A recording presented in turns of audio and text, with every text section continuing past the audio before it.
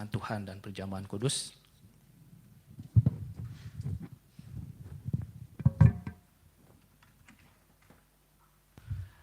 Saudara-saudara, hari ini adalah hari yang pertama di bulan Juni ya.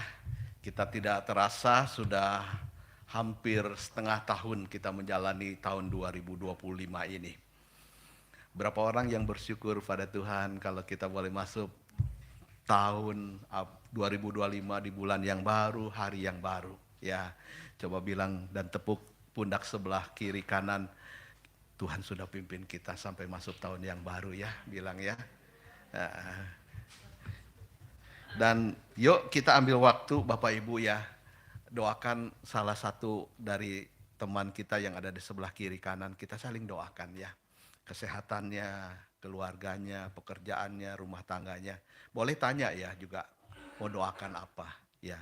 Mari sebagai satu keluarga, kita keluarga ilahi, keluarga rohani ya, kita selalu saling menghormati, saling mengasihi dan saling mendoakan. Silahkan berdua saudara ya, saling mendoakan. Kita ambil waktu 3 menit lah ya, 3 menit kepanjangan 2 menit lah ya saudara ya. Silahkan, boleh bertanya, mendoakan apa ya, silahkan saudara.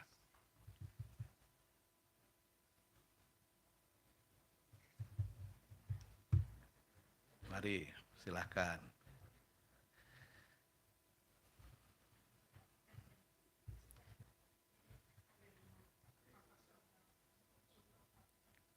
Silahkan berdoa ya saudara ya.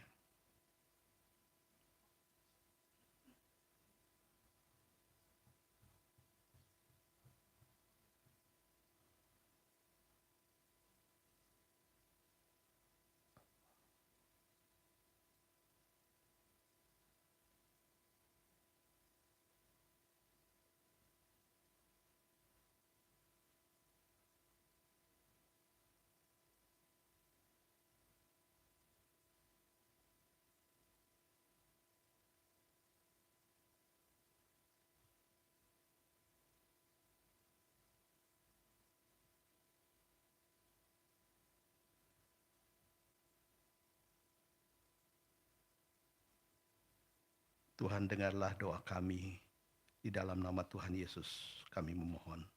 Amin. Ya, puji Tuhan saudara. Hari ini kita membahas satu tema saudara, kalau dalam bahasa Inggrisnya unbroken faith ya, iman yang tak tergoyahkan. Tadi kita sudah membaca saudara ya, ayat firman Tuhannya dari Daniel pasal 3 ayat 17 dan 18. Saya akan baca sekali lagi saudara-saudara ya. Demikian bunyi firman Tuhan, jika Allah kami yang kami puja sanggup melepaskan kami, maka ia akan melepaskan kami dari perapian yang menyala-nyala itu dan dari dalam tanganmu ya Raja. Tetapi seandainya tidak, hendaklah Tuanku mengetahui ya Raja, bahwa kami tidak akan memuja dewa Tuanku dan tidak akan menyembah patung emas yang Tuanku dirikan itu. Saudara, iman yang tak tergoyahkan adalah iman yang kuat, iman yang teguh, seperti pohon ini saudara ya, menghadapi badai, menghadapi hujan panas saudara ya, tidak mudah berubah saudara ya, walaupun ya, daun bisa rontok saudara ya, tidak goyah karena berbagai faktor dan ujian yang mungkin saja dihadapi di dalam kehidupan ini. Iman yang kuat menjadi fondasi yang kokoh saudara untuk menghadapi tantangan dan cobaan di dalam kehidupan ini, serta memberikan kekuatan yang terus berjuang dan tetap berharap.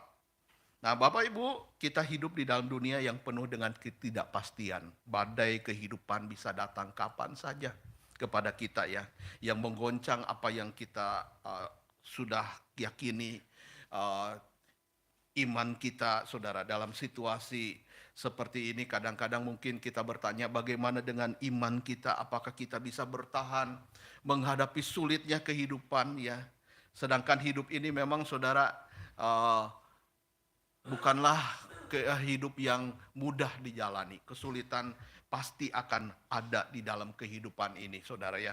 Tuhan tidak menjanjikan bahwa kalau kita ikut Yesus tidak ada masalah dalam hidup ini.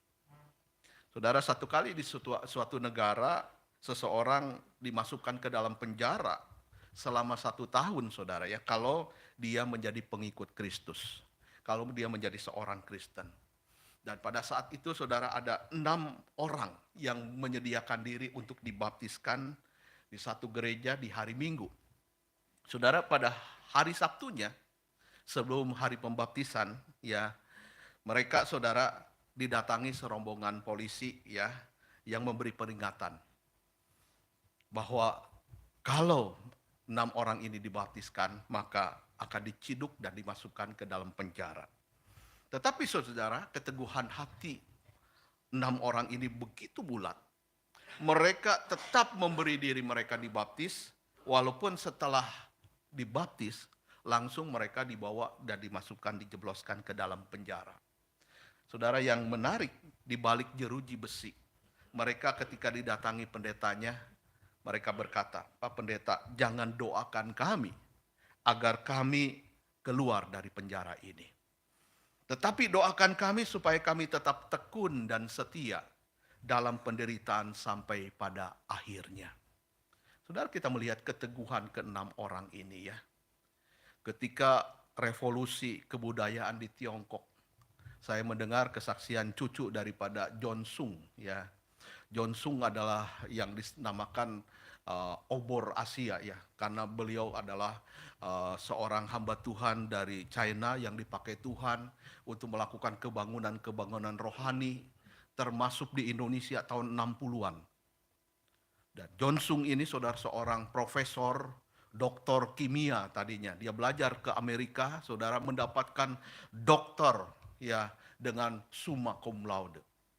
Tetapi akhirnya, saudara, dia buang ijazahnya di laut. Ketika dia menyadari bahwa panggilan Tuhan lebih berharga bagi dia.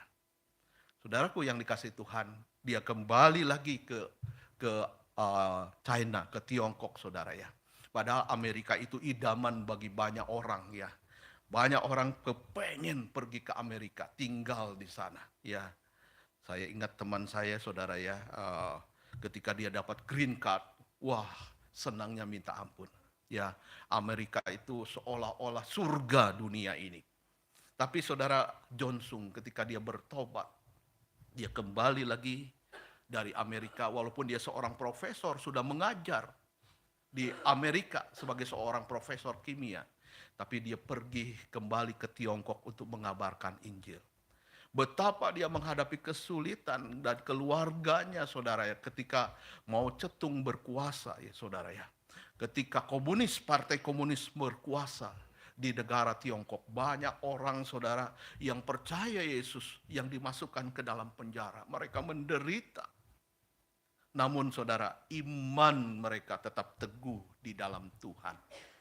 Bapak Ibu Saudaraku yang dikasihi Tuhan, Daniel di dalam bacaan Alkitab ini, ya, nanti kita akan kupas, saudara ya, bagaimana seorang Ibrani, seorang Israel yang taat kepada Tuhan ketika berada di Babel bersama dengan rekan-rekannya yang mungkin kita kenal, ya, Sadrah, Meshach, dan Abednego.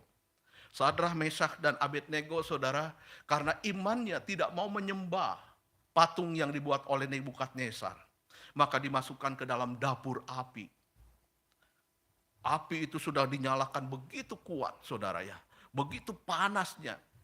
Bahkan saudara, seringkali yang terjadi ketika orang melemparkan seseorang atau barang ke dalam dapur api itu karena panasnya, yang melemparkannya aja mati, saudara ya.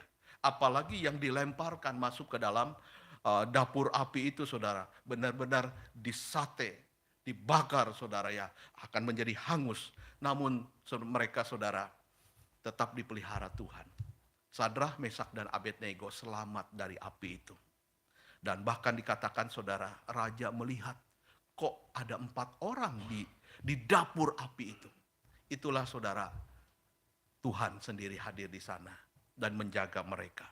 Keteguhan iman mereka begitu teguh, begitu juga Daniel, saudara ya. Kawan dari Sadrah, Meshach, dan Abednego. Dia menghadapi masalah yang sama, berada di Babelonia ketika bangsa Israel menjadi tawanan di sana. menghadapi tekanan, menghadapi masalah, tetapi saudara, justru saudara semakin dihambat, semakin merambat. Semakin dijepit di sanalah saudara, iman itu bertumbuh dengan sangat luar biasa. Saudara, kita melihat apa pengertian daripada iman yang tak tergoncangkan. Iman yang tak tergoncangkan adalah satu keyakinan iman yang kuat. Ya, di mana dalam keyakinan yang kuat kepada Tuhan ini menjadi inti daripada iman. Ya, inti daripada sebuah keyakinan yang mendalam, kepercayaan total kepada kekuatan yang lebih tinggi tanpa keraguan. Ini adalah keyakinan yang berakar kuat di dalam jiwa seseorang yang bertemu dengan Tuhan dan mengalami Tuhan yang dahsyat di dalam kehidupannya. Saudara, sehingga mereka tidak memiliki iman yang mudah goyang, tapi imannya teguh. Keteguhan iman saudara, tidak mudah goyah dalam menghadapi cobaan dan tantangan hidup.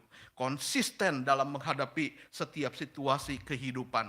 Seperti Abraham juga saudara, ketika dia diuji untuk mengorbankan anaknya, Ishak, yang sudah dinantikan saudara, begitu lama. Di umur 100 tahun, Tuhan minta, korbankan anakmu. Dan Abraham mengorbankan juga saudara ya.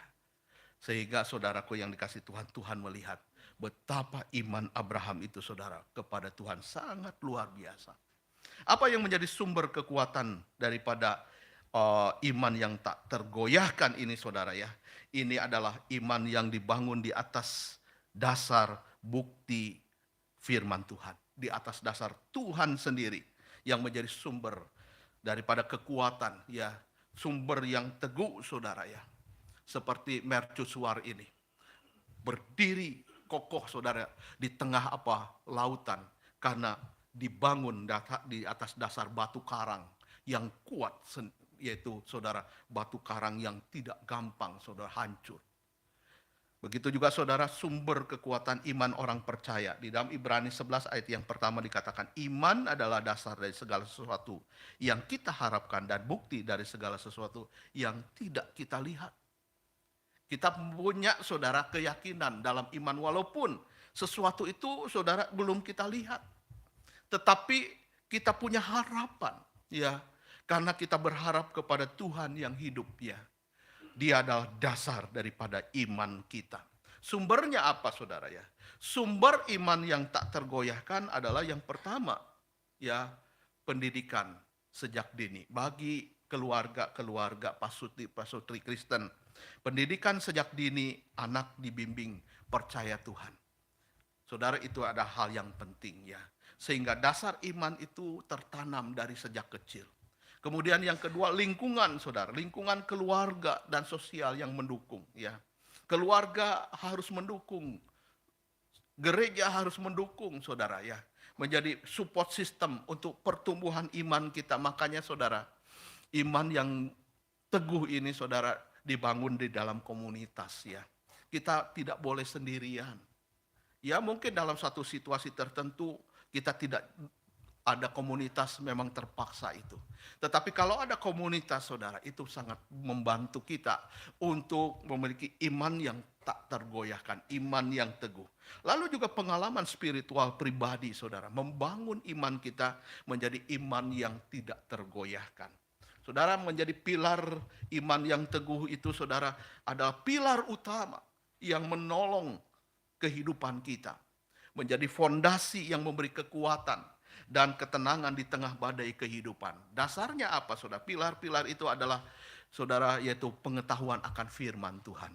Makanya penting sekali Bapak Ibu ya, kita harus baca Alkitab setiap hari, memahami firman Tuhan setiap hari supaya kita saudara memiliki pilar iman yang tak tergoyahkan itu saudara ya. Belajar firman dengan baik saudara ya. Ya kalau tadi Pak Daniel bilang ya, biasanya saya dengan Pak Daniel berlomba-lomba ya, laporan dan ya. Dan hari ini adalah Dan 1 Korintus 7 begitu ya. Saudara, kita senang saudara ya baca Alkitab ya untuk membangun iman yang kokoh saudara ya. Demikian juga pilar yang kedua yaitu penerapan dalam hidup. Kita bukan cuma tahu firman Tuhan, Tetapi kita harus terapkan di dalam kehidupan kita setiap hari dengan setia, Bapak Ibu. Ya, pengalaman pribadi juga penting, saudara, supaya kita merasakan kuasa kehadiran Tuhan di dalam kehidupan ini. Mother Teresa, saudara, imannya teguh. Sekalipun, saudara, dia dalam pelayanan yang sangat-sangat menderita, ya, menghadapi orang-orang yang miskin, menghadapi orang-orang yang susah. Tapi dia begitu, saudara, mengalami Tuhan di dalam kehidupan ini. Pertolongan-pertolongan Tuhan sungguh nyata, saudara, di dalam pelayanan daripada Mother Teresa. Demikian juga seorang bapak pendiri panti asuhan namanya George Muller. George Muller, saudara, adalah seorang pendiri panti asuhan yang kuat sekali di dalam hal doa. Satu ketika, saudara, satu malam anak-anak di panti asuhannya ada 500 orang. Mereka sedang menanti makan malam. Mereka mengelilingi meja makan, tapi tidak ada makanan. Mari kita berdoa, George Muller katakan. Ya. Dan seorang anak disuruh berdoa. Tuhan, terima kasih buat makanan ini. Padahal di meja nggak ada makanan, saudara. Ya, terima kasih buat minuman ini. Saudara, George Muller, saudara, benar-benar mengalami bagaimana hidup bersama dengan Tuhan. Selesai mereka berdoa, apa yang terjadi, saudara? Ada orang yang mengetuk pintu panti asuhan itu. Tukang roti, saudara. Digerakkan hatinya datang ke panti asuhan itu. Membawa roti. Akhirnya mereka makan roti. Kemudian tukang susu, tukang jualan susu, saudara. Enggak tahu hatinya digerakkan datang ke panti asuhan itu. Dan akhirnya anak-anak di panti asuhan itu bisa makan malam itu, saudara ya. Saudara, pengalaman di dalam kehidupan ini untuk mengenal Tuhan lebih dalam, kadang-kadang, saudara, kita harus alami sendiri bagaimana sulitnya hidup. Bagaimana kita menghadapi penderitaan. Ketika kita mengalami hidup yang nyaman, hidup yang aman, saudara, kadang-kadang kita enggak mengenal Tuhan karena merasa aman-aman saja. Tapi justru, saudara, iman yang teguh itu, saudara, dibangun ketika kita, saudara, menghadapi masalah di dalam kehidupan ini. Ketika kita menghadapi kesulitan di dalam kehidupan ini. Saudara, manfaat daripada iman yang teguh itu, saudara, ya, ada 3, yaitu ketenangan batin. Ketika kita, saudara, menghadapi cobaan dalam kehidupan ini, ada ketenangan di dalam batin kita. Karena kita yakin Tuhan beserta dengan kita. Tuhan pasti menolong kita. Yang kedua, kita memiliki motivasi. Motivasi itu mendorong kita terus berusaha dan berjuang, saudara ya. Viktor Frankl, saudara, menemukan makna hidup di kamp konsentrasi berkat imannya, saudara ya. Dia berada, saudara, di kamp konsentrasi Hitler. Di dalam penderitaan. Justru, saudaraku yang dikasih Tuhan, dia menemukan Tuhan. Dia menemukan, saudara, hal-hal yang baru, pengetahuan yang baru yang akan memberkati banyak orang. Saudara, selanjutnya juga manfaatnya untuk hubungan sosial, meningkatkan koneksi kita lebih baik lagi dengan sesama kita. Ya, ketika kita memiliki iman yang teguh. Dan saudaraku yang dikasih Tuhan, iman yang tak tergoyahkan itu, saudara, harus dibangun di atas. Tadi saya sampaikan juga melalui membaca Alkitab, merenungkan firman Tuhan. Dan selanjutnya doa dan meditasi. Meditasi kita itu yaitu saat teduh ya, saudara ya. Bukan berarti, saudara, seperti meditasi kita mengosongkan diri. Enggak ya, kita enggak melakukan itu, saudara ya. Ya. Karena memang kita sudah dipenuhi dengan Roh Kudus ya. Tidak boleh kita mengosongkan diri kita, nanti roh jahat yang masuk di dalam diri kita. Kita menjaga hubungan pribadi yang kuat dengan Tuhan, saudara, secara teratur. Ya, saat kita berdoa, saat kita menyembah Tuhan, memuji Tuhan.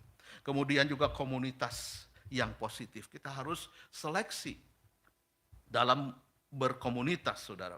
Berinteraksi ya satu dengan yang lain. Kita perlu, saudara, ya membangun komunitas yang sehat supaya iman kita teguh. Saudara, apakah iman yang teguh tidak menghadapi tantangan? Ada ya, saudara ya. Ada tantangannya. Tantangannya apa? Mungkin kita menghadapi keraguan. Kita menghadapi godaan, ujian dari dunia ini yang menggoyahkan, menggocoh iman kita. Dan disitulah, saudaraku yang dikasih Tuhan, iman kita itu seperti Rasul Paulus katakan, terbuat dari apa? Terbuat dari kayu, terbuat dari sekam, atau terbuat dari emas? Kalau iman seseorang saudara terbuat dari kayu, bahannya kayu, dia akan habis terbakar oleh api. Ya, api itu api masalah, api penderitaan. Ya, api persoalan di dalam kehidupan kita. Tapi kalau iman kita dibangun di atas dasar yang benar, saudara, bahannya emas, semakin dibakar, semakin menyala, semakin kelihatan kemurnian emas itu, saudara. Ya, dia betul-betul emas yang tahan dengan api, saudara. Demikianlah iman kita. Pengalaman pahit, saudara, yang kedua menjadi tantangan iman kita dalam kehidupan ini. Kesulitan hidup. Kadang-kadang kita merasa lemah iman kita. Tetapi saudaraku yang dikasih Tuhan, iman yang teguh, sekalipun menghadapi kesulitan dan tantangan, tetap percaya dan yakin, saudara. Dan selanjutnya, saudara, tantangan kita mungkin lingkungan yang negatif. Ya, lingkungan yang negatif, pengaruh di sekitar kita yang menarik seseorang dari keyakinannya. Ya, kita saudara menghadapi lingkungan seperti orang-orang Kristen di Tiongkok sana. Ketika komunis berkuasa begitu hebat, ya. Ya, sekarang juga masih, ya, walaupun sekarang sudah mengarah ke kapitalis sebenarnya, ya. Bukan lagi negara yang komunis, ya, walaupun memang partai komunis yang berkuasa di Tiongkok, saudara, ya.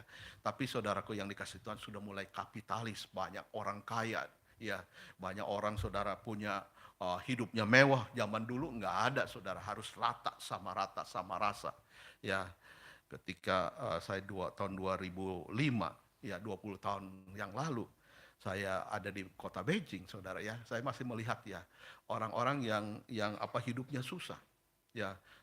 Dan jarang sekali, ya, saudara, ya, orang-orang yang kelihatannya mewah, ya, tapi saudara, zaman sekarang kita lihat, ya, sudah begitu maju Tiongkok, saudara, ya, sehingga di sana sini, saudara, orang pakai mobil bagus, apalagi sekarang mobilnya mobil listrik, ya, saudara, ya, berlomba-lomba, ya. Nah, saudara, itu pengaruh juga, saudaraku yang dikasih Tuhan, terhadap kekristenan, kemajuan dunia ini juga, saudaraku yang dikasih Tuhan, juga bisa pengaruhnya positif, bisa negatif, ya. Teknologi, saudaraku yang dikasih Tuhan, bisa kita manfaatkan untuk hal yang positif, tapi juga bisa untuk hal yang negatif, ya. Ketika kita menghadapi kesukaran, mudah sekali kita terpaku untuk pada masalah yang kelihatan. Namun iman yang tidak tergoyahkan memungkinkan kita untuk mengangkat mata kita dan melihat janji-janji Tuhan yang kekal. Kita tahu bahwa penderitaan saat ini adalah sementara, dan kemuliaan yang nantinya kita dapatkan dari Tuhan jauh lebih besar. Sekarang kita melihat tokoh Daniel, ya, saudara, ya. Daniel dimasukkan sebagai orang yang memiliki iman yang tak tergoyahkan. Karena apa, saudara, ya? Yang pertama, dia menolak untuk menyembah berhala. Dia menolak, saudara, ya, apa yang diperintahkan oleh raja untuk, saudara, tidak berdoa kepada Allahnya. Daniel selalu menyembah Allah, ya, selalu memuji Allah meskipun dia diancam hukuman mati. Raja memerintahkan, ya, kalau engkau tetap berdoa kepada Allahmu, tidak menyembah patung yang kubuat, maka engkau akan dimasukkan ke dalam gua singa. Saudara, pada saat itu ini adalah sebuah hukuman, ya, dari raja, di mana singa-singa itu dibiarkan sampai kelaparan, dan ketika, saudara, ada makanan apa saja yang masuk di dalam kandangnya pasti diterkam dan dihabisi, dimakan. Saudara, Daniel tetap berdoa. Dan Daniel tetap taat kepada Tuhan. Sehingga akhirnya, saudara, dia dijebloskan ke dalam gua singa. Saudara, raja begitu sedih sebenarnya, ya, karena dia tahu Daniel tidak melakukan kesalahan. Tapi dia kena, saudara, ya, Daniel itu kena teori konspirasi. Politik, orang-orang yang benci kepada Daniel mencari kesalahan Daniel. Dan mereka saudara menangkap ya, kalau sekarang mungkin bisa difoto Daniel itu sedang berdoa. Ya, ketika raja memerintahkan tidak boleh berdoa kepada Allah, tidak boleh menyembah Allah. Hanya boleh menyembah patung yang dibuat oleh raja. Saudaraku, akhirnya Daniel dimasukkan ke dalam gua singa itu. Tapi keesokan harinya, raja coba-coba saudara jalan di dekat kandang singa itu. Dia berkata, Daniel, masih hidupkah kau? Ternyata Daniel menyahut, aku masih hidup tuanku raja. Saudara, singa yang kelaparan tidak menjamah Daniel, tidak merobek tubuhnya Daniel, tidak menerkam Daniel. Kalau kita lihat ya saudara ya, di kebun binatang atau di tempat sirkus ya, beberapa kali pelatih yang melatih singa itu saudara ya, dari kecil ketika main-main tiba-tiba diterkam, dibunuh saudara ya. Padahal itu oleh pelatihnya yang dari sejak kecil, mungkin masih baik sekali singa itu. Tetapi saudara, ketika sifat buasnya itu muncul, dia akan menerkam pelatihnya, pawangnya itu saudara ya. Daniel bukan pawang singa. Daniel bukan pelatih sirkus singa, saudara. Daniel nggak kenal singa ini juga. Dan singa ini, saudaraku yang dikasih Tuhan, dibiarkan kelaparan. Tapi saudara, singa itu hanya diam saja menutup mulutnya. Dan sementara saudara ya, Daniel tetap aman. Kita lihat di gambar ini ya saudara ya. Singanya bukan cuma satu mungkin, beberapa ekor singa di kandang itu. Tapi Daniel aman. Ya, Daniel bersama dengan Tuhan. Tidak disentuh oleh seekor singa pun yang lapar. Ada perlindungan ilahi saudaraku yang dikasih Tuhan. Tuhan melindungi Daniel dari mulut singa. Membuktikan kesetiaan Tuhan kepada hambanya. Ya, kepada Daniel yang sangat dikasihi oleh Tuhan. Karena Daniel sudah mengasihi Tuhan. Doanya yang tekun saudara, yang ketiga kita melihat ya. Doa Daniel itu begitu tekun, dia tetap berdoa kepada Tuhan 3 kali sehari. Menunjukkan ketaatannya yang teguh kepada Tuhan. Dia selalu menyembah Tuhan. Saudara, kisah Daniel ini adalah kisah yang sungguh-sungguh saudara nyata ya. Nanti saudara boleh baca kembali di dalam kitab Daniel saudara ya. Bagaimana kisah Daniel ini. Hari ini saudara, kita belajar saudara ya, bagaimana memiliki iman yang tak tergoyahkan seperti Daniel. Ada juga seorang saudara uskup dari Smyrna yang memiliki iman yang tak tergoyahkan, namanya Polikarpus. Polikarpus saudaraku hidup di abad kedua Masehi ya. Dia adalah murid daripada Yohanes. Yohanes itu murid Tuhan Yesus. Jadi saudara tidak terlalu jauh ya dengan Tuhan Yesus ya. Ya. Belum terlalu jauh sekali. Ya, Polikarpus diangkat menjadi uskup di kota namanya Smyrna. Pada umur 86 tahun, saudara, dia ditangkap dan dihadapkan kepada Kaisar Romawi saat itu, saudara, yang tidak mengenal Tuhan. Dia disuruh menyembah Kaisar. Dia dilarang untuk percaya kepada Tuhan Yesus. Dia disuruh menyangkal Tuhan Yesus. Tapi apa yang dilakukan oleh Polikarpus? Telah 86 umur saya. Ya, selama 86 tahun, aku tidak pernah dihianati oleh Tuhanku. Apakah saat ini aku harus mengkhianati Tuhanku? Dengan cara menyangkal dia sebagai Tuhanku. Dan sujud menyembah kepada Kaisar. Dan kemudian saudaraku yang dikasih Tuhan. Akhirnya karena Polikarpus tidak mau menyembah Kaisar. Kaisar yang dianggap pada saat itu seperti dewa, seperti Tuhan, saudara. Harus disembah.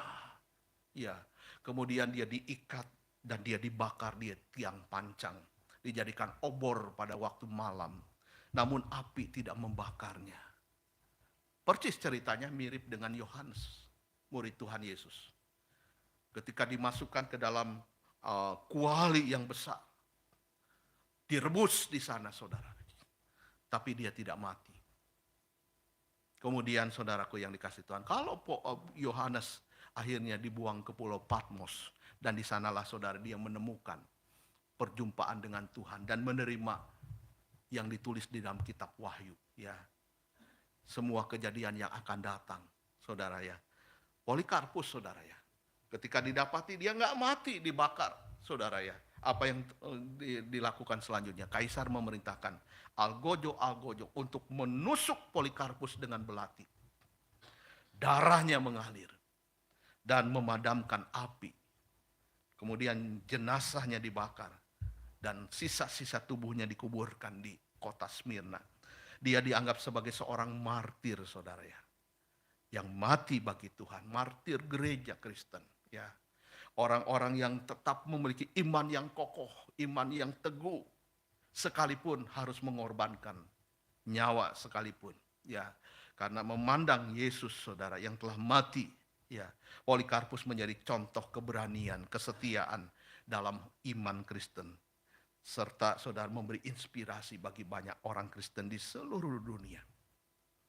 Para martir Kristen di sepanjang sejarah menghadapi siksaan, menghadapi kematian dengan iman yang teguh, Bapak Ibu.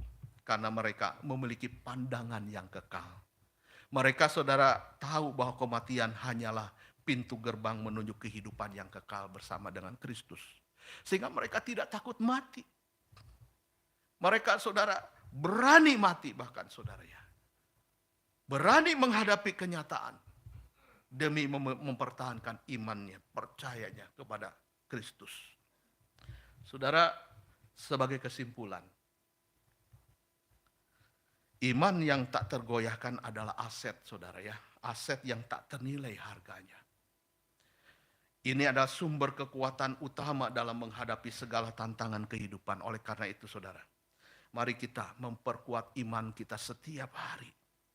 Dengan iman kita, kita memiliki landasan spiritual yang kokoh. Iman yang teguh, saudara, iman yang tak tergoyahkan, membuktikan kita akan hidup berkemenangan. Ya, ini yang pertama. Iman yang tak tergoyahkan adalah kunci kemenangan di dalam hidup kita.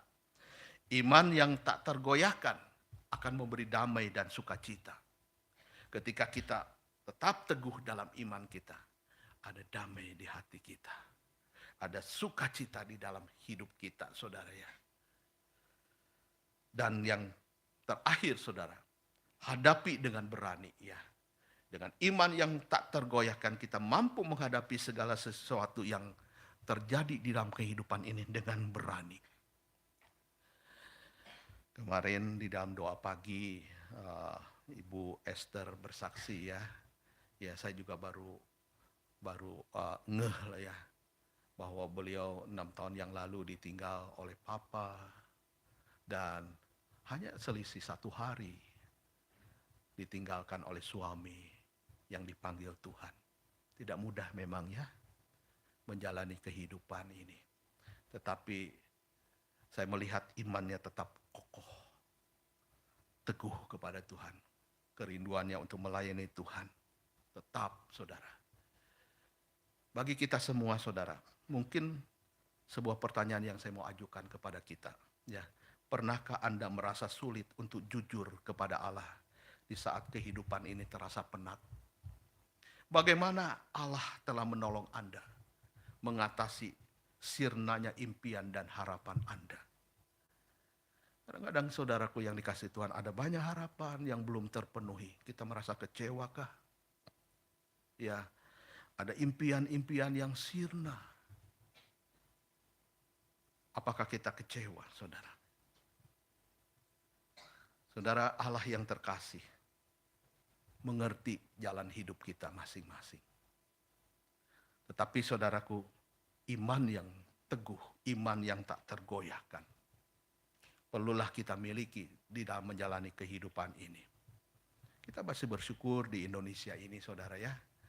Penganiayaan itu tidak begitu berat ya. Paling-paling orang Kristen ya dilarang ibadah. Ya nggak gampang dapat izin bangun gereja. Tapi toh kita masih bisa beribadah. Sementara di tempat-tempat lain, saudara ya, Alkitab aja susah. Ya, kalau sekarang sudah elektrik ya, saudara ya. Ya, udah sangat luar biasa baik ya. Saya mendengar kesaksian orang-orang Kristen di Korea Utara. Itu kalau baca Alkitab itu, saudara, mereka itu dengan sembunyi-sembunyi. Ya, karena takut, saudara ya. Ada orang yang melaporkan dia orang Kristen.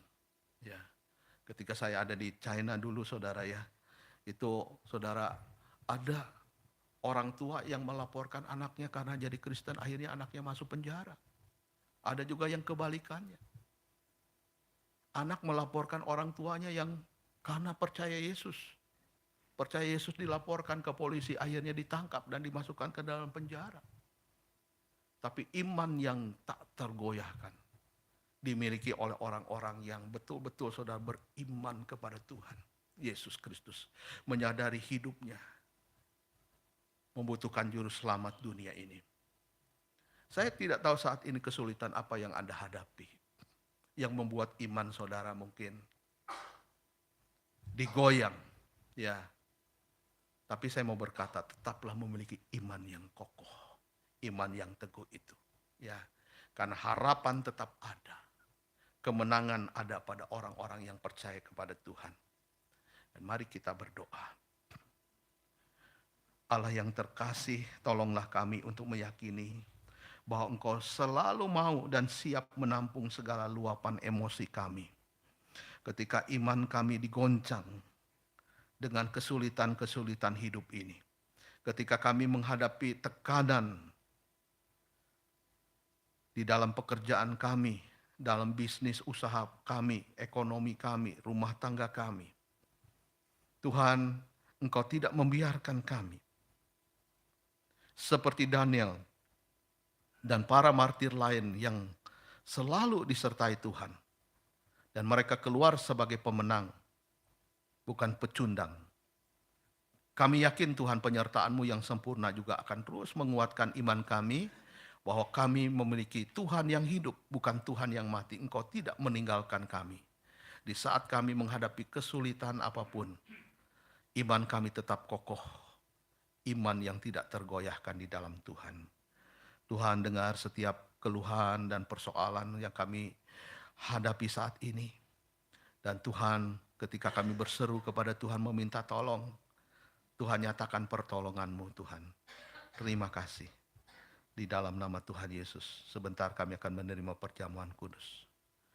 Tuhan, siapkan hati kami untuk mengambil roti yang melambangkan tubuh-Mu dan yang anggur yang melambangkan darah-Mu, ya Tuhan. Kami mau bersekutu mengingat kematian-Mu. Engkau telah mengorbankan diri-Mu karena kasih-Mu yang besar. Engkau sudah mati menembus dosa kami. Sucikan kami, kuduskan kami ya Tuhan dengan darah-Mu, agar kami boleh layak mengambil roti dan cawan anggur ini. Sehingga benar-benar ya Tuhan kami boleh bersekutu di dalam kematian dan kebangkitan-Mu Tuhan. Engkau di dalam kami dan kami di dalam Tuhan. Ketika kami mengambil roti, tubuh Yesus masuk di dalam tubuh kami. Darah-Mu masuk menyucikan hidup kami ya Tuhan. Terima kasih Tuhan. Dalam nama Yesus kami berdoa. Haleluya. Amin. Mari kita mau masuk dalam perjamuan kudus.